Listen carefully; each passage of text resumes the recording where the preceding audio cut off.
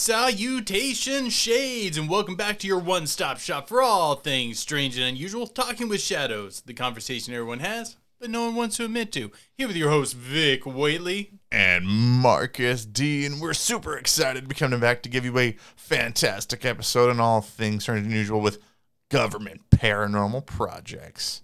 We're wrapping up the end of the month talking about these things. I've been super excited. I really enjoyed our episode that we had with the guys from Infinite Rabbit Hole. Yeah, they're a pretty good group. You should go by and check out their stuff. Yeah, absolutely. So in our last episode, we didn't get we're not going to go over the comments with them because we always want to give you guys some time to be able to comment. We'll go over the comments. So make sure that you guys are putting comments on there. Leave some comments here, and we'll make sure that we get to them all within the next episode. But what about the video before that? Oh, the video before that. Absolutely, where we talked about Nazi werewolves. And before we get into that, I'd like to point out that my Aqua Zumba instructor today specifically pointed out that my shimmy is getting better. So that doesn't make you sound cooler. What are you talking about? What could be cooler than a dude who can shimmy? My Aqua Zumba instructor said that my shimmy looked good. I'm working on it, guys. I'm working on it. Sad. Man, I'm doing super pretty. I no longer work at the hospital either. I put in my 2 weeks notice, so I'm getting to move on to a new job from that. That's right, guys. Yes. Both of us have left the hospital and moved on to new things. So that's been like a new a stress relief now for me that I don't do that. But I'm super excited where I'm going to now. I'm still working within kind of like the field of mental health. Like I haven't left. I've just gone to work on for a new nonprofit. So, but again, I don't want to drop the name in it too. But it's hard for me to leave, working in mental health because of how much that I care about the topic. So pulling up our comments from that last episode. But what alcohol are we drinking now? I'm pulling up the comments because I forgot to pull those up for the episode. Today I was walking through.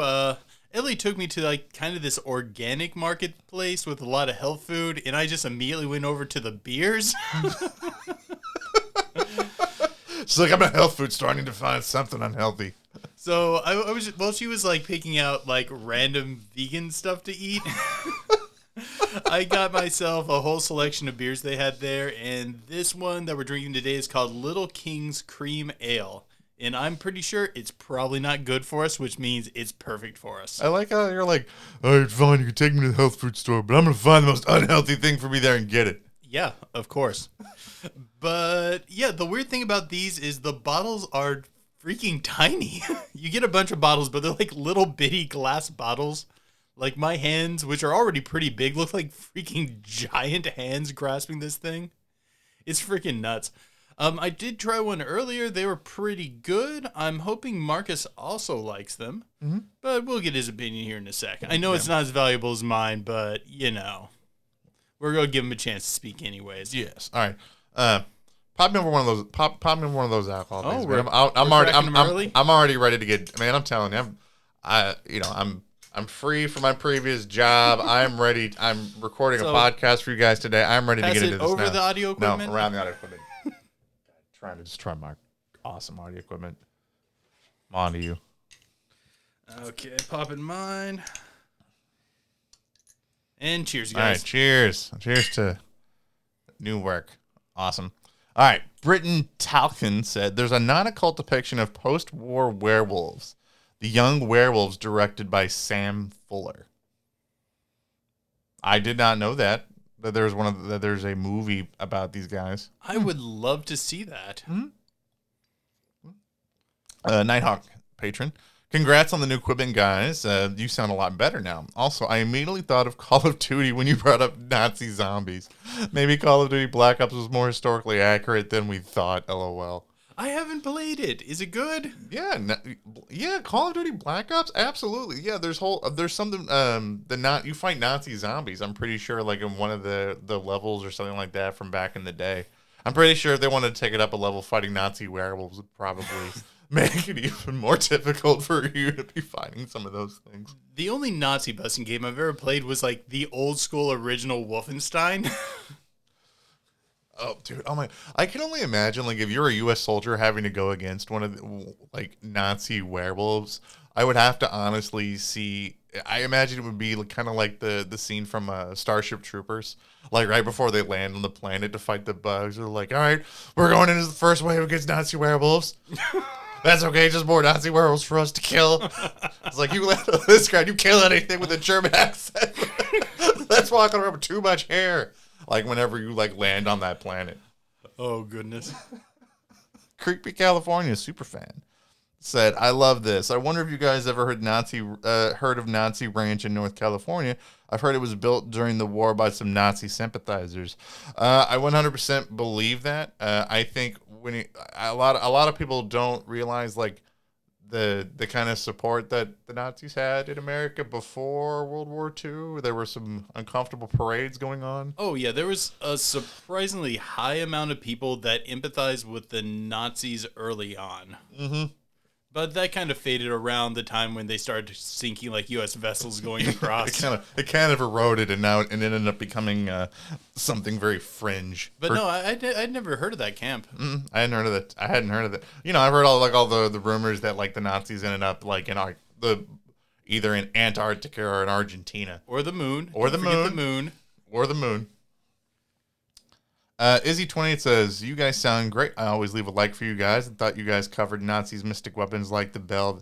And I thought you guys had covered Nazi mystic weapons like the bell that they had supposedly, I forgot what it did exactly. Or am I mistaken? Should I go back and I should go back and listen to your older videos." 100%. Yeah, we did a video over the Nazi bell sometime, I believe, in season 2 or 3. I think it was in 3, but don't quote me on that. And by the way, we think you sound amazing as well. We do. I definitely go back and watch some of those because you find a lot of it. We had a whole argument about what we thought it did, but as far as, like, what it did, that was kind of the argument that we had during the video as to what exactly it did. Oh yeah, if you like the videos where me and Marcus argue, it's a good one to go back and watch. Because some people think that it's either, like, an early spaceship from, like, that the Nazis were trying to make, or it was, like, alien technology, or possibly that point that I made in the video was that it was early like rocket technology, like early, like, nuclear rocket technology. But yeah, I definitely would go back and check that episode out. It's actually pretty good. Laughing Fox, patron, said, "First off, Marcus, I know you know about the Get Ephemeris, so don't you act like skinhead werewolves are a new fear. That is a World of Darkness reference. Thank you very much, Laughing Fox." Mm-hmm. I did know that they were a real thing in that, so that's kind of true. After we did the episode, I realized that was the inspiration, I think, for the Get Ephemeris, like, from the World of Darkness role playing games, because me and Vic are nerds like that. Actually, a few episodes ago, when Marcus pointed out that we knew Laughing Fox outside of here, I actually did not realize who it was, and he had to tell me later off the air. And hey, man, I hope you're doing great. I know it's been a long time since we've hung out. I think y'all pretty much. Well, the thing is, I didn't realize how much rooted in possible truth this idea actually was. So yeah, now I'm a little bit more worried that there might actually be, like, legit skinhead werewolves out there that we have to worry about. I really hope not. I hope not too. I think y'all pretty much nailed it. The Nazis pretty much invented the model of propaganda. They understood how to harness zeitgeist and yoke it into their ends. In my opinion, their approach to collecting mystical artifacts was more or less, if it's a reality, an amazing game changer. If it isn't, it's still useful because of the psychological impact that had on their soldiers and civilians as well as enemies. Power perceived is power achieved. After all, they stole symbolism from all over the eagle, the swastika, and the dozens of others that I'm forgetting, all cooped and twisted in an effort to provoke the power they had in the minds of people. A move brilliant as it is despicable. I was actually very surprised by how much they borrowed from India. Mm-hmm. That actually caught me off guard, and, like, how much they put stock into a lot of the very old school Japanese beliefs. Oh yeah. Oh yeah. I think something that they really did was they understood how to use the paranormal in the modern era. I think that was something that they did in a very effective but like Laughing Fox said, despicable way, because they're terrible, awful people. Terrible. And if you listen to our stuff and you're a Nazi, we don't want you to listen to our stuff. Please stop listening now. But we do want you to make better decisions. So that was a lot of we. Oh yeah. I do want you to make better decisions, but I still don't like you. But it's how it is. Something I wanted to tell you, Vic, that I didn't. Did you realize that SpaceX? I was going to talk about that. I read in an article that SpaceX just launched 4 astronauts for NASA to the International Space Station. Really? Mm-hmm. So Elon Musk and SpaceX are now actually like the official taxi service for astronauts going to space. And something that I thought that was really interesting was when they did this. I don't know if you guys are aware of this, but there's like a live feed all the time from the National Space Station that it cut out several times during their journey to the International Space Station. Was it conveniently timed with anything interesting? With some possible unusual UFO activity that was going on? It seems that they have a lot of, technical issues when there's weird stuff going on in the background. I wanted to bring that up since that just happened. Like, if this is the first time that you guys are checking out. It's actually very common for the International Space Station feed to just get cut whenever there's a UFO sighting that's going on up there. So, what do you think about the Little Kings? The Little Kings. I mean, they're a good little. I mean, it's a good little ale. I mean, I like it a lot. Oh yeah, it has a really sharp taste to it, and I'm all about it. What I want to know is, what do you think that it was like for Elon Musk to, because he probably had to get told about stuff about space. How much do you want to bet that they had to that the U.S. government, because again, they probably did this because it was cheaper for Elon Musk and SpaceX to do this.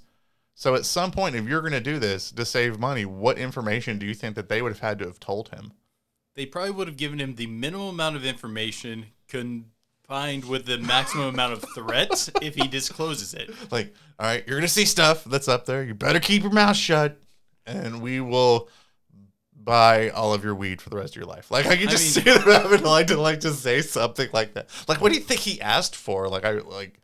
If I'm Elon Musk, you're like, oh, so you're saying that there's going to be things that we may see or up there? Let's renegotiate this contract a little bit. I don't think it would have gone like that. I think it was, hey, we're going to tell you some stuff that you are not going to leak because here's what we're going to do and here's why it's going to work. I don't know, man. Elon Musk went to pitch his rocket program to the Soviets, and they laughed him away from the table, and the dude solved major mathematical rocket problems on the flight home. Yeah, but also dude's kind of bad at follow through. Yeah, he did. But he also went on the Joe Rogan podcast and literally pulled out one of the biggest blunts ever and just smoked it on there too. I don't know if this guy I think if the government's gonna get to shake somebody, this dude's gonna be one of the most difficult people for them to shake. I don't know. I think that they could make his life pretty damn hard, and that's not something that he wants right now. He wants to be able to continue to try to progress humanity, as he puts it. True.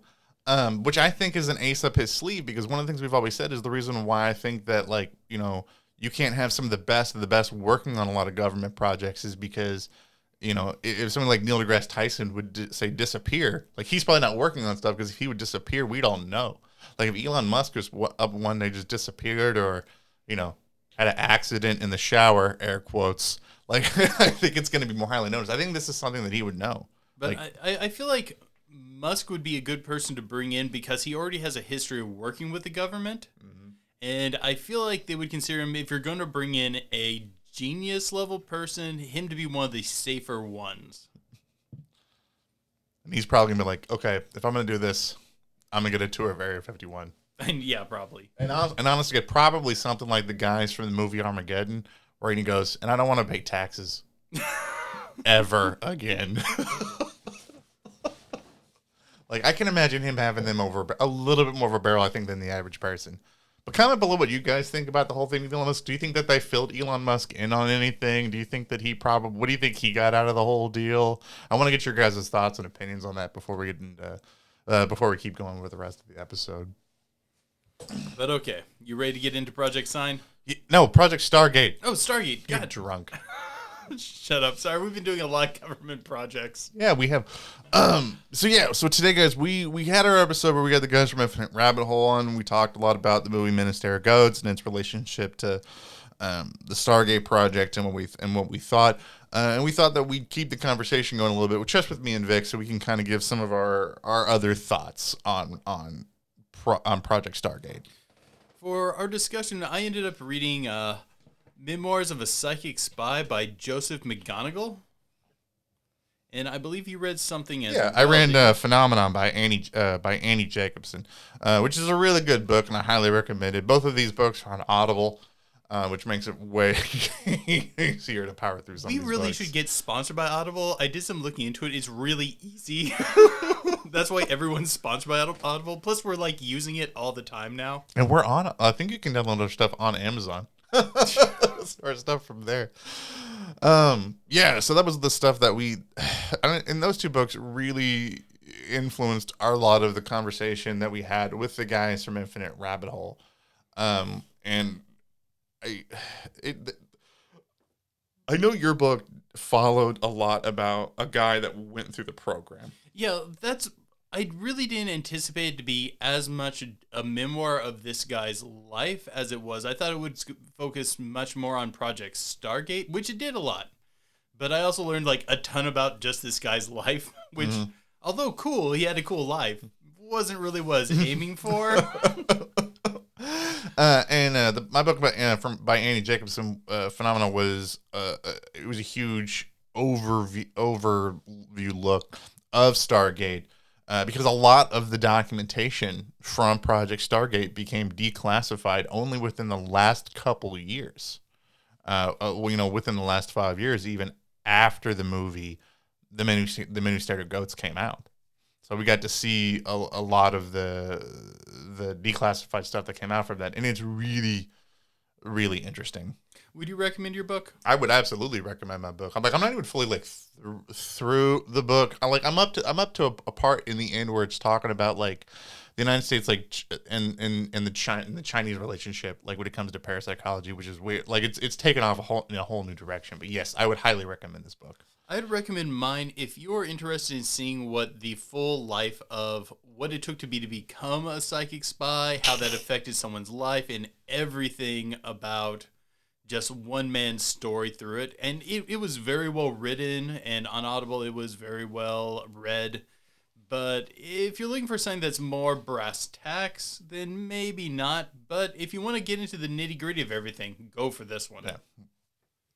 And if you want to look at something that's like an overall view of like the whole research on, psi research from like the 1950s to like about the 2000s, then I would highly recommend Annie Jacobs' book, Phenomenon. It's just a good read, and it's super in depth.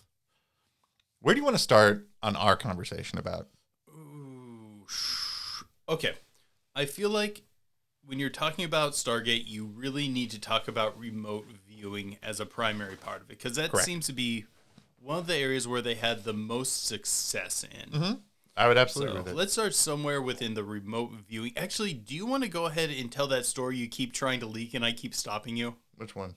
The one about overlapping groups and the left hand and right hand not knowing what each other are doing. Oh, the one that you've tried to tell a couple of times on the podcast already. And I keep going, save it for the. Oh yeah. The Stargate episode. I keep wanting to call it Project Sign. Yeah. I'm gonna pull it up. So one of the things that I thought was so interesting about Project Stargate is I think when you think about the U.S. government and the U.S. military, you have to understand that the different departments you would think would always know what the others are doing. Like that's what you think that they should, but in reality, they don't. So some of the things that would go on during Stargate.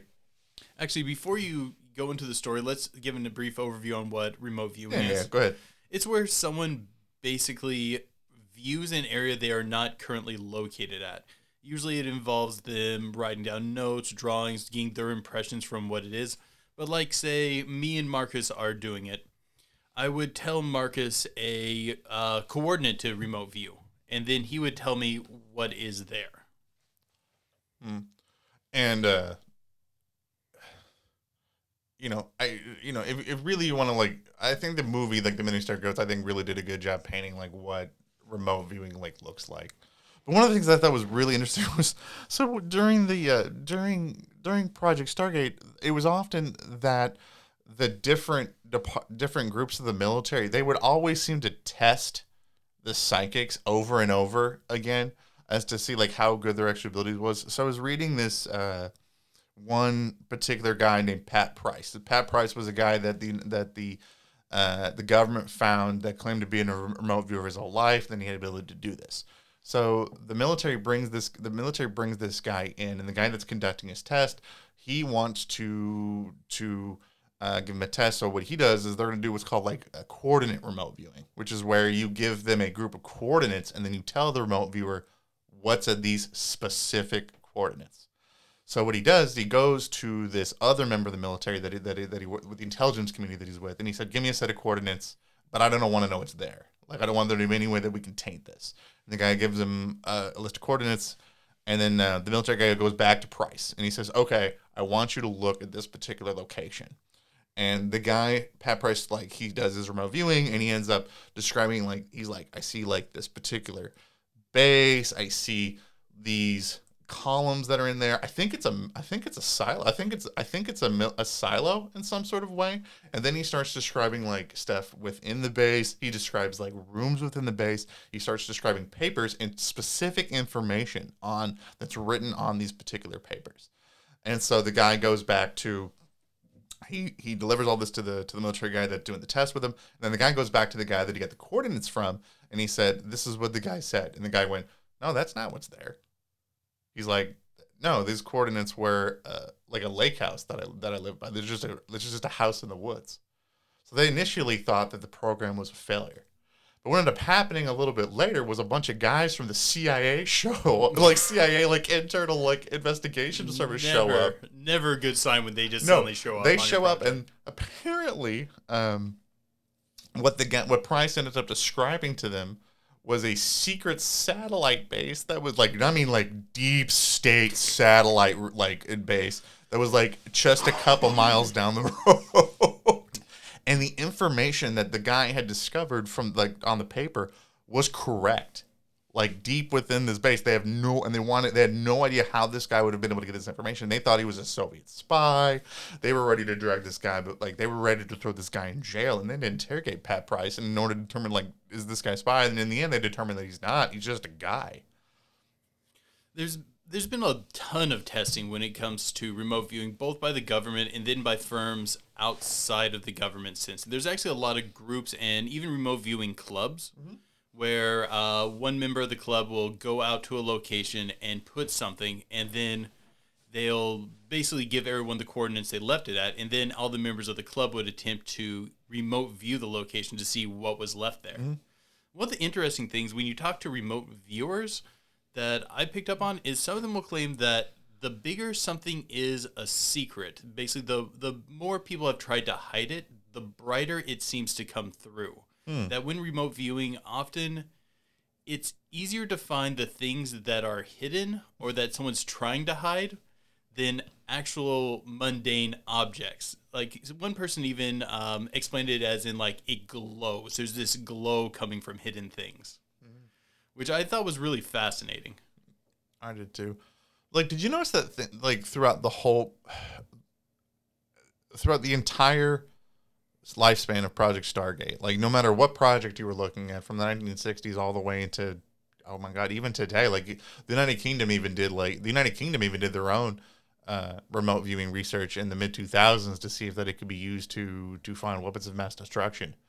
That there's never ending tests for these guys through these programs. Yeah, McGonagall constantly reinforces his frustration on the fact that so many times that they have yielded good, usable information, but yet still were constantly being tested as if they were not capable of doing it. Basically, before they worked with any outside agency outside of Project Stargate, that they would have to go through a whole new extensive battery of tests to prove to each individual agency that they could do it. And they had remarkable success even in the field. Like, remote viewers were used to assist with finding like hostages in Iran during the Iran hostage situation. They found downed planes numerous times, for the Air Force. Every single time that these groups of guys or women, for that matter, were like put forth as the way in order to help, it is just a slew after slew of tests. I'm certain with what's happened already with remote viewing, this is something that we're still tinkering with. This is something that today we still have projects working on just because it seems like it's legitimate. It's something that when they test, it most of the time yields some form of usable result. Sometimes not perfectly accurate. I think it was like at one point in Iraq, they were trying to determine if there are any dangers in the area, and the guy just kept seeing gorillas running through the jungle, And it turned out there were guerrilla soldiers in that area. Yes, yeah. But he didn't see guerrilla soldiers, and they didn't really make the connection until it was like a little too late there. Right. So sometimes the responses will be somewhat symbolic, but still, I would say that's pretty spot on. Why do you think there was so much testing that was going on with the guys and with the men and women like they were involved in the Project Stargate program? Like even when you have people like Pat Price, the gentleman that was that was being profiled in the book that you were reading, like why McGonagall, like why do you think that there was so much testing going on, even with people that knew what they were doing? Probably a two-part thing. One part being that it is so fantastical that it's hard to believe that it would be usable in a practical way. And I think the other side is lack of explanation. Like many times when McGonagall, like at one point he had a person over him who really didn't like him and didn't like the remote viewing thing or any of the psychic stuff. And he kept pushing McGonagall's buttons and kept kind of just trying to piss him off. And at one day he called him in front of a bunch of other officers, took a deck of cards, shuffled it and said, if you can remote view, you should be able to see what's on the other side of these cards. Sort them between the red and the black. And he just made him do it impromptu as a way to piss him off. And he goes through and sorts them, and he only gets one card wrong. He puts, I think it was a blackjack in the red pile. And he goes, oh, my bad. I guess it failed. Let me do that again. And on his second go, he actually got it perfect. And that was actually the last time that guy ever tested him. But up to that point, like he was constantly trying to push his buttons. And as he put it, as McGonagall put it, I don't know how I was able to do it. I don't know what mechanism allows me to make this occur. And I think as much as the fantasticalness of it is part of it, that lack of being able to explain the minutia of how this process works, I think that plays a big part of it too. Because think about it, if you're a agency that's not normally involved in this sort of stuff, and someone says that you can do it, you're going to be like, how? And when you can't give the how, they're going to be skeptical, and then they're going to want to test it themselves to confirm it works. And I would really say that's a big portion of it. Well, and I think through a lot of the course of Project Stargate, you're dealing with like the United States government. You're dealing with people that, in high levels of government, and we're dealing with high level like members of the CIA and the DOA, like members of the intelligence community.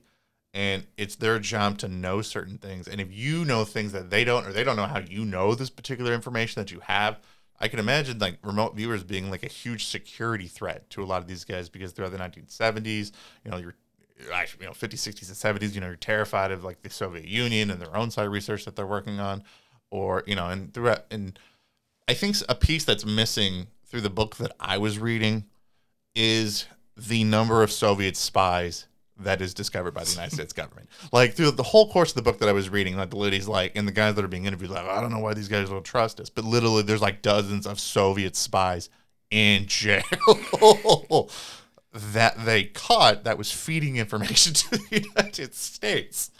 Like, so I think that's probably in the back of the mind of so many people that deal with this sort of thing.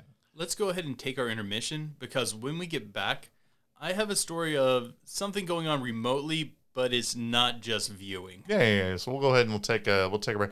We'll go ahead and put up another commercial for the guys from the Different Rabbit Hole, because we love them so much. So we'll give you guys we'll be right back after this commercial break, and we'll kind of talk about a little bit more of the stuff on remote viewing and Project Stargate.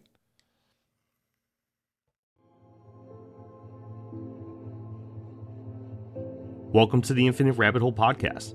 Let us be your hosts and your guides through the world of the strange and the misunderstood.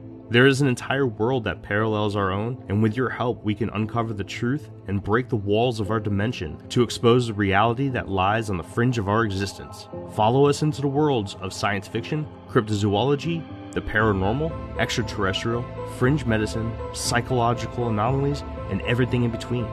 Our show is available anywhere you listen to podcasts. Now, strap in, hang tight, and open your eyes, ears, and minds as we dive into the infinite rabbit hole.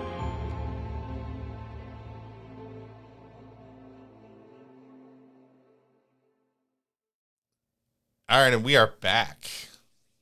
So you ready for this? Oh, yeah. Okay. At one point, McGonagall's trying to get on military disability due to some damage that he had sustained earlier in his life. He goes, applies for it, gets the test, and as he puts it, if they can screw you out of it, they're going to. And the doctor basically is refusing to acknowledge his disability due to, I think it was a shrapnel wound. And so he leaves and he goes back to Washington, and he's super pissed. Just super, super, super angry about this guy. And then a few days later, he gets a call from his superior officer being like, you better have a damn good explanation for what you did. I should be sending military men to kick down your door and drag you here right now. Since we're friends, I'm letting you turn yourself in. And he's like, what are you talking about? He's like, you know what you did.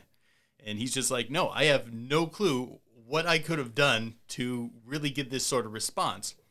And he's like, okay. And he comes in and he gets a story that, according to the doctor, that the day prior, McGonagall had entered his office and just kicked his ass. Up one side of the building, down the other, just beat the snot out of him. McGonagall was able to prove he wasn't even in the same state at the time. So he's left kind of being like, what the heck happened? I think there's an obvious theory here. I think he psychically projected over there and kicked the guy's ass. Maybe he wasn't aware of it, or maybe that's his little wink. I don't know about it.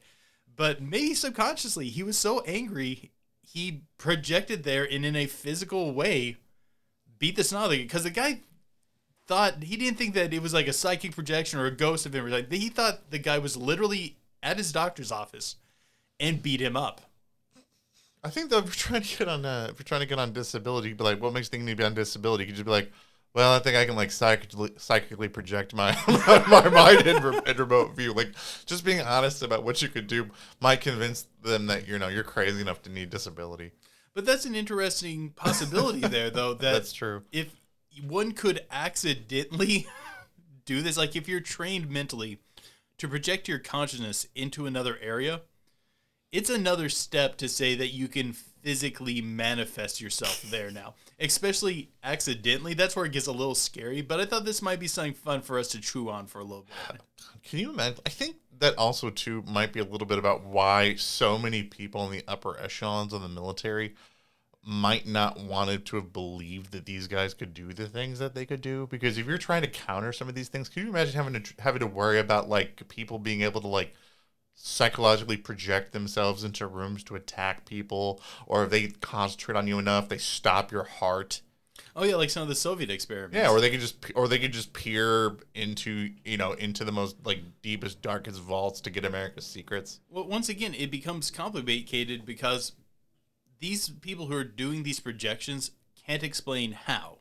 If you know people are capable of doing this, but unable to explain how they're doing this, how do you protect from it? And the answer is you don't even have a building place to start. It's being done through unknown phenomena. Like, how do you stop these sorts of things? Like, how do you stop people from doing this? I don't have necessarily an answer for this. I don't know if the U.S. government has an answer for these sorts of things. So, I mean, that's got to create like a huge sense of paranoia to so many people about that.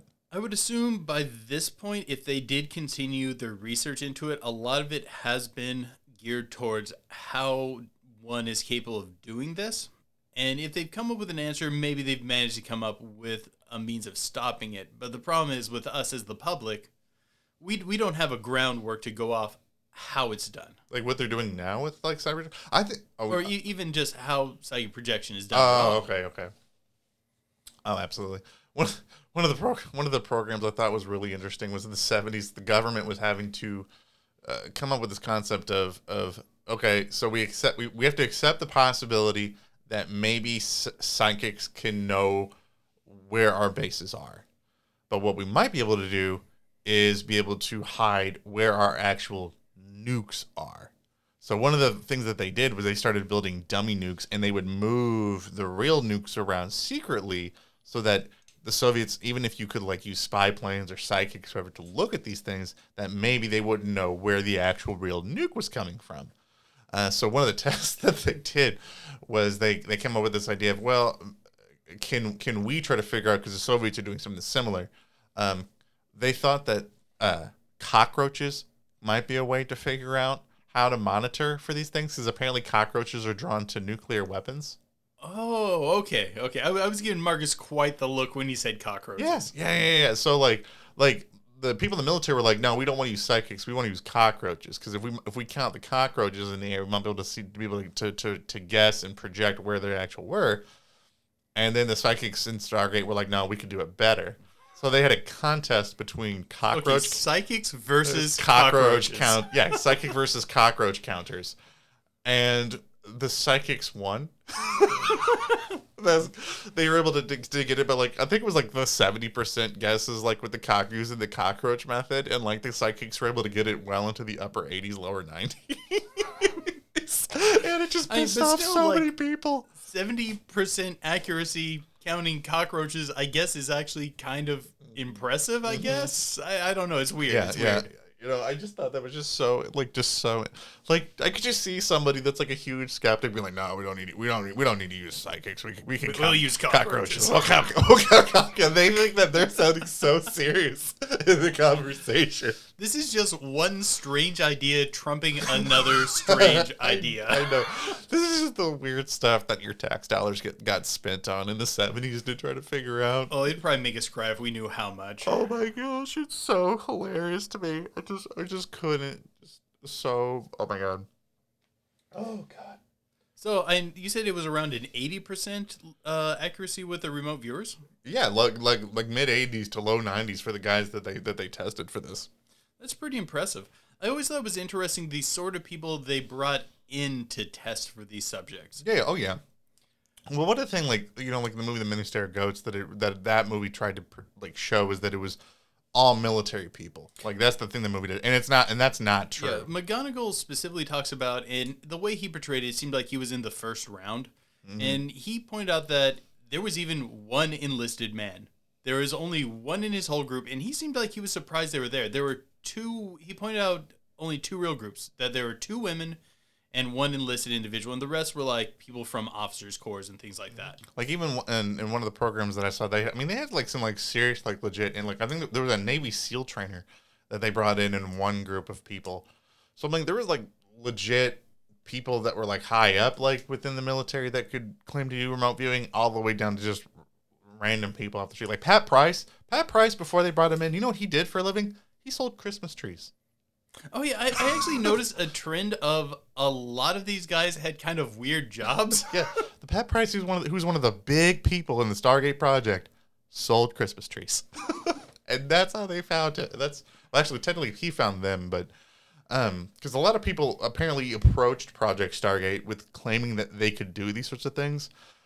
So again, you want to talk about paranoid. Like, you know, you're in the military, you have this project where you got to use psychics, and then random people, by the way, come up to your department saying, oh, yeah, I know how to remote view and have psychic powers. I thought it was interesting how a lot of the time, random people from the street were about as accurate as the people who were already professing to have powers. Oh, yeah. Oh yeah, absolutely. Like if you look at the study that the UK government did, like in the early 2000s, the control group actually of people random people that they brought in did better than the actual proclaimed remote viewers. Yeah, it seems like it's the sort of thing that all humans have the capability of doing. It seems like you don't really necessarily have to be specially gifted. It almost seems like the training's more important than anything innate. Okay. My thought on that, though, is at the same time, if you're the military and you have a person that is capable of remote viewing, if you can keep that a secret, you're going to. I think if they have the option, I think that they are going to try to keep it secret, because even like if you look at Andy Jacobson's book on Phenomenon, a bunch of stuff was declassified within the last couple of years.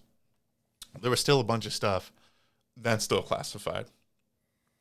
And this could all be just a misinformation thing. Maybe it does require someone with a very specific gene or a very specific mindset, and they're just trying to blow smoke to trying to obfuscate that possibility. Oh yeah, I mean, if you look at, we were talking a little bit earlier about like how do you hide if you have these things? One of the ways that you do that is you don't necessarily tell, if you can, who you have and how good they are at it. I think that there's a little bit of that element to it too. If you can hide the people that you have that can do this sort of thing, you're going to. Like, just given that option. I mean, just knowing the U.S. military, like just knowing militaries and how governments work in the first place, they're gonna try to keep it close to their chest. I think. So I know I expressed my thoughts on this earlier. I want to know what your thoughts are. Do you think our government is exploring remote viewing still, or do you think this is something that they've passed on, like instead using satellite imagery and stuff like that? I think that they are not okay. I don't think that they are leaning as heavily onto it as they needed to in the past.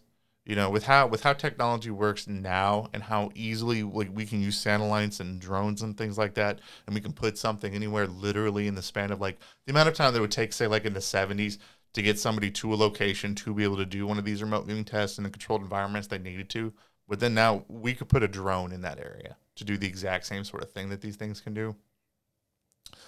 I think that they probably are trying to utilize these guys in maybe other ways, like maybe things underground, because I know that they can use them that way. Because like some things that we can't do, like you can't use satellites and stuff like underwater, like for ships and things like that.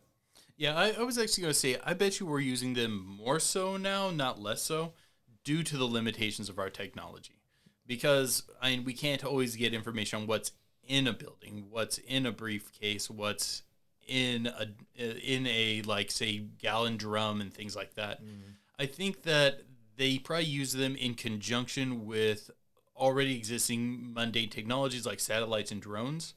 But I would bet that they're still very interested on being able to get that fine information, even if it's only 90% accurate. What I will say is I think that they probably never gave up on trying to figure out how to train people and how to do this sort of thing. If they can create people that can do this sort of thing. Because if there's ways that they can create people that are more loyal to your particular government, you're going to do that. I don't think that's ever going to change in people. Like, that was something that honestly, like, the CIA was very heavily, like, at the same time that, like, Project Stargate was going on, and how much they were pushing for trying to collect information using, like, things like drugs and chemicals and all these other sorts of things. I guarantee you that they are still trying to use some sort of, like, way in order to train people to do this sort of thing. Oh, no. I would stake money on that this is an ongoing, taken serious project. Because if you have something this fantastic that yields results in ways that our technology can't, you invest money in it. Mm-hmm. You find a way to make it work. You find a way to understand it. And I would bet they've come a long way since, like, the people who worked in Stargate, like, were aware of. They probably now at least have a grasp of why it's done or how it's done. Because I think that they're still using them because, with all of our technology, the thing you can never do is you can't hack a person. Or can you? Probably not. Probably you can apparently remote beat someone up. maybe, but you can't. But any sort of device that you sort of use can be screwed with and that sort of thing. Like a person, but they'd have a much harder time doing that sort of thing. Oh yeah. And like if you look at like a lot of modern security guys, like when they talk about the ways that like to protect your passwords, one guy was like, write it on a piece of paper because you can't hack that sort of thing. So like if you store it on paper, you're never going to be able to hack that. Now, but a remote viewer could. That's a good point. So that I think that sort of thing is probably a reason about why they would keep around people that can do that sort of thing. I know we're getting shy on time, but there's one more thing I wanted to discuss here. Mm-hmm. the differences between the American psychic programs and the Russian psychic programs. Oh, yeah. Where the American programs seem to have been more geared towards information gathering, and the Russian programs seem to have been a little more geared to straight up psychic murder. What's your thoughts? I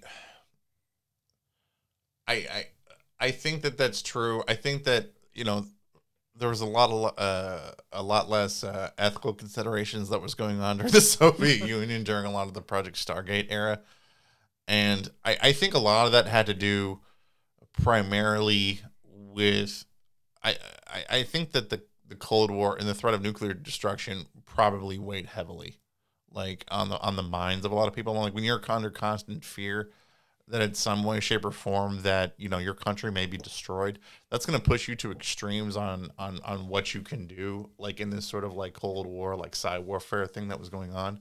For like the United States, you're trying to they're playing a game of information gathering versus the Soviet Union. They're trying to increase deterrence, and the things that they can do in order to keep themselves safe. Was it deterrence or asset removal? I think it's deterrence. I can see that. I mean, because at the end of the day, if you're the Soviet Union and you know that you and other people know that you have the capability of doing this, to them, I think that's going to leave them feeling safer that no one's going to be messing with them, knowing that they have people that can do these sorts of things. Do you think there's any truth to the experiments of Russian psychics starting fires kinetically over a distance or stopping hearts? No, the stopping the hearts thing I think was true. I mean, I know Nina Coagula. I can never pronounce her last name. Right? I know. I was actually trying to avoid saying it myself because I know I can't say it. I know that she in the '60s was capable of being able to stop a heart in suspended animation and other people that were around her. Assuming that it's not something that was staged, and I've seen the footage, it's pretty fascinating. It was insanely taxing on her. Mm-hmm. Insanely. Like the remote viewers, some of them express, it can be tiring and exhausting and it takes mental effort to do so.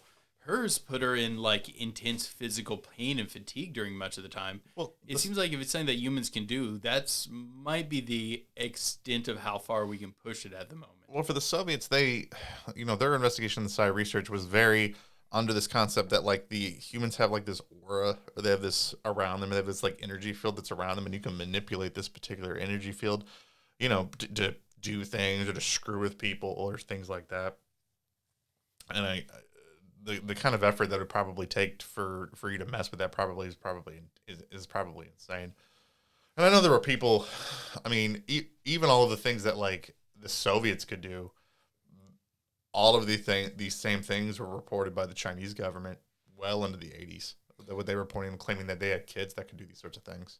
Interesting. Want to get into some of that in the extended segment? Oh, yeah. Oh, 100%. Oh, yeah. I can talk a little bit. I can talk about that a lot. Mm-hmm. So, what are your final thoughts on Project Stargate?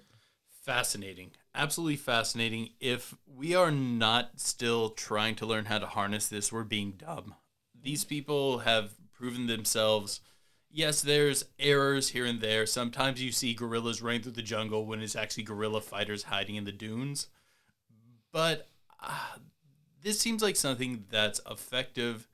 If I had more spare time and desire, I might even go and take one of these classes. I'm not going to because I'm not that interested in being able to spy on people, but I think it's fascinating that there's classes like that out there. But I would almost guarantee you this is something we're still utilizing. I think that, of all the stuff in the paranormal, like psychic stuff, like telekinetic stuff, is stuff that I genuinely believe in. I mean, it's stuff that I really believe that it's out there. I think that humans are capable of doing these sorts of things. I think that the, post World War II, whenever the United States really started getting serious and trying to find people that they could do this sort of thing, that could do these things, and then how these things could be utilized, I think this is stuff that is, I think this is some of the most fascinating stuff. Now, the stuff that I really want to know is why this stuff is kept so classified. Like why the stuff is so kept in the dark. You know, why do we hide, why do they seem to hide a lot of the capabilities of some of the stuff that people that can do? And, you know, when you look at like statistics and stuff like on humanity, like 70% of Americans believe in some way, shape, or form about something paranormal in some sort of way. But for some reason, the government still seems to hide what people can do. I think I have a potential response for it, but let's save it for the Yeah. You know, that's the part that I really, at this point in the game, I'm really trying to wrap my mind around as to why these guys would be hiding this stuff so much in the shadows. But I want to know your guys' thoughts on that. Why do you guys think, if you guys believe in it, why do you guys think that this stuff is kept so covert? Why is it kept classified? And also, if you guys have tried Little Kings, let us know your thoughts on it in the comments section, because I actually rather like them. Absolutely. If you guys like this episode, don't forget to smash that like button. Let us know that you guys appreciate it. It's one of the best things that you guys can do. Leave a comment. Leave a comment below in some way, shape, or form about what you guys think about Project Stargate, the episode, the channel in general. If you're somewhere where you can leave us a review, please leave us a review. It helps the channel out so much when you guys do that. But until next time, guys, keep believing. Because we'll keep listening. All right, guys, we're going to slide into the Pillow Talk segment of our podcast. If you want to check out the rest of this awesome podcast episode, all you got to do is go over to our Patreon and sign up for as little as $1 a month. You guys can get to experience the rest of this podcast as well as bonus episodes that we put up on our Patreon exclusively for our patrons. And if you sign up for $2 a month, you get to vote in our monthly poll where you get to have an opinion on what our monthly topic is going to be. Because still right now, Giants and Nephilim are currently winning for the month of May. But all right, let's keep going. Let's keep talking about Project Stargate and stuff in the Messiah research. Let me give you my response real quick. Sure.